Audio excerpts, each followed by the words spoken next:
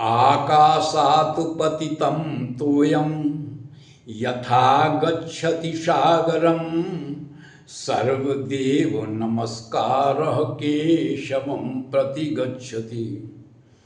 शुभ प्रभात देवियों एवं सज्जनों, कृष्ण संदेश सुधा चैनल के माध्यम से मैं धर्म प्रकाश भदौरिया गीता विश्लेषक गीता की ज्ञान गंगा में अवगाहन हेतु उपस्थित एवं मधुसूदन भगवान कृष्ण के चरणों में अगाध निष्ठा रखने वाले आप सभी प्रबुद्ध एवं विद्वान श्रोताओं का हार्दिक अभिनंदन एवं कोटि कोटि वंदन करता हूँ। पिछले वीडियो में हमने श्रीमद् भगवद गीता के अंतर्गत 7वें अध्याय की श्लोक संख्या 15 का विश्लेषण किया था, जिसमें आप लोगों ने सुना था कि मधुसूदन भगवान कृष्ण अपने प्रिय सखा अर्जुन को बता रहे हैं कि देखो अर्जुन, जो दुष्कृति लोग होते हैं, जो दुष्ट लोग होते हैं, वे मेरा भजन नहीं करते, वे मेरी शरण ग्रहण नहीं करते, वे मेरे शरणागत नहीं होते। जानते हो क्यों? क्योंकि वे मूर्ख हैं, नराधम हैं, उनके ज्ञान का माया के द्वारा हरण किया जा चुका है और वे आसुरी स्वभाव के आश्रित हैं। इसके आगे मधुसूदन भगवान कृष्ण सुकृति लोगों के संदर्भ में बताएंगे श्लोक संख्या 16 और 17 के माध्यम से, क्योंकि सुकृति लोग भगवान का भजन करते हैं। तो पूर्व की तरह पहले श्लोकों का श्रवण पान करेंगे और तत्पश्चात मेरे द्वारा की जाने वाले विश्लेषण का आनंद लेंगे। तो सुनते हैं श्लोक संख्या 16 और 17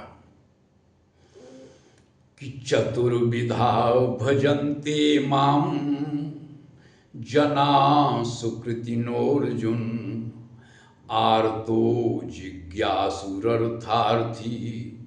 ज्ञानी चा भरतर्षभो तेषां ज्ञानी नित्ययुक्तो एक भक्तिर्विशिष्यते प्रियो हि ज्ञानिनोत्यर्थो महं सच मम प्रिया।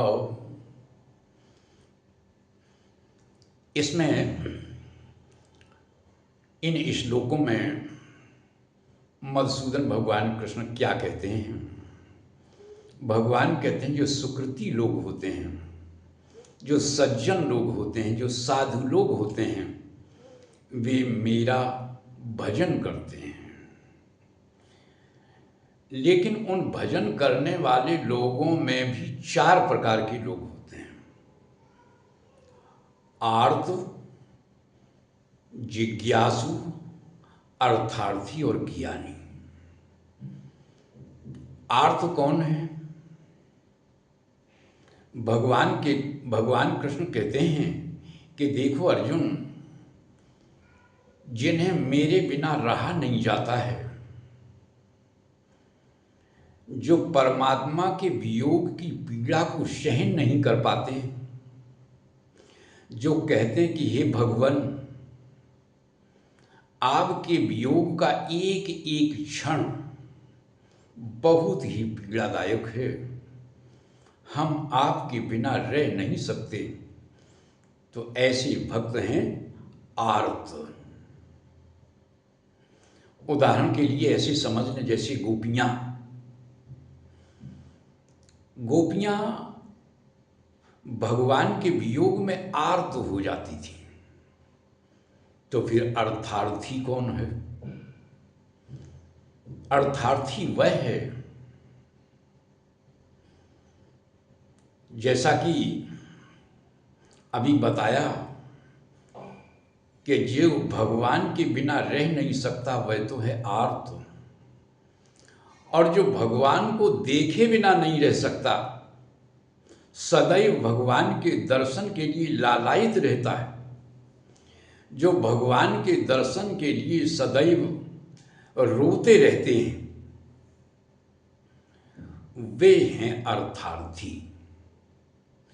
रुरुदु सुस्वरम राजन कृष्ण दर्शन लालसा, जो कृष्ण के दर्शन की लालसा रखते हैं, जो कृष्ण के दर्शन के लिए रो रहे हैं, ऐसे भक्त हैं अर्थार्थी। तो अब प्रश्न उठता है, तो फिर जिज्ञासु कौन है? जिज्ञासु वे हैं जो आर्त और अर्थार्थी के बीच में भगवान को ढूंढने के लिए वन वन में भटकते हुए पूछते हैं कि हे वृक्ष बताओ श्री कृष्ण कहाँ हैं, हे माँ पृथ्वी बताओ श्री कृष्ण कहाँ हैं। ऐसे भक्त वन में गुरुजनों के सानिध्य में रहकर, साधु संतों के सानिध्य में रहकर उनकी चरण सेवा करते हुए उनसे भगवान के संदर्भ में जानने की जिज्ञासा प्रकट करते हैं। ऐसे जो भक्त हैं वे जिज्ञासु की श्रेणी में आते हैं। तो ध्यान देंगे कि जिस संसार से पूर्ण वैराग्य हो गया वह है आर्त,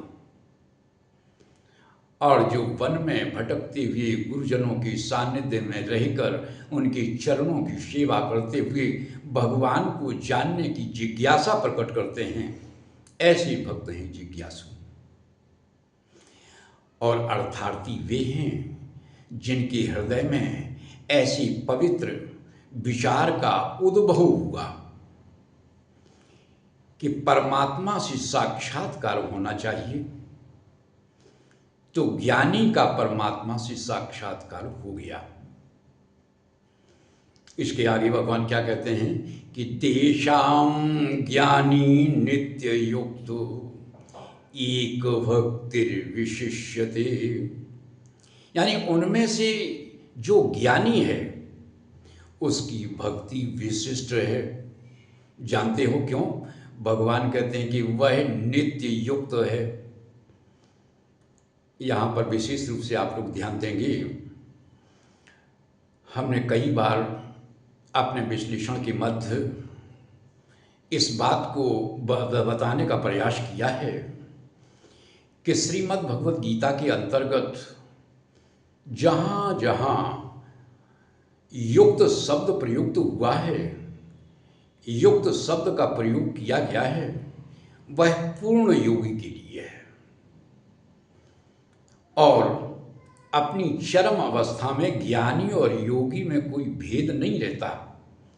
तो यहाँ पर भगवान कहते हैं कि वो ज्ञानी कैसा है? वो नित्य युक्त, इसलिए उसकी भक्ति विशिष्ट है। यहाँ पर एक बात और बता दें कि ज्ञानी के लिए परमात्मा का वियोग नहीं होता। जब तक साधक को ज्ञान नहीं होता तब तक उसकी भक्ति दिशा बदलती रहती है। इसीलिए ज्ञानी की जो भक्ति है उसे विशिष्ट बताया है। यहाँ पर विशेष रूप से आप ध्यान देंगे दूसरी पंक्ति कि प्रियो हि ज्ञानिनोत्यर्थो महम सच मम प्रिया हो।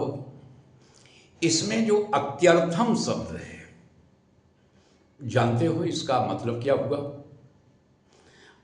अतिक्रम में भगवान ये बताना चाहते हैं कि मेरे में और ज्ञानी में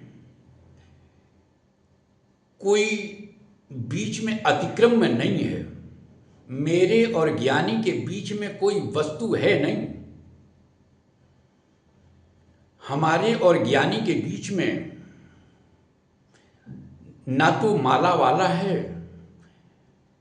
ना ही चाम है, ना ही हड्डी और मांस है, ना ही अन्नमय, मनोमय, प्राणमय, विज्ञानमय, आनंदमय कोश है।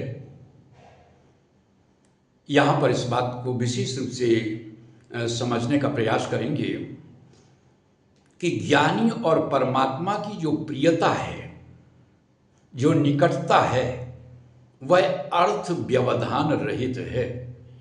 इसमें ना तो पंचकोश का व्यवधान है और ना ही पंचभूत का। इसीलिए भगवान कहते हैं कि ज्ञानी को मैं अतिशय प्रिय हूँ और मुझे ज्ञानी अतिशय प्रिय है। तो आज की ज्ञान चर्चा में बस इतना ही। आज की चर्चा में यदि सचमुच आप लोगों को आनंद की अनुभूति हुई हो तो हम आप सभी लोगों से अपेक्षा रखते हैं कि मेरे वीडियो को ज़्यादा से ज़्यादा लाइक करें, शेयर करें, अपनी आज्ञा दें। और यदि आप नए हैं तो हम कहना चाहेंगे कि हमारे चैनल को सब्सक्राइब करने में किसी भी तरह का संकोच ना करें। जय श्री कृष्ण।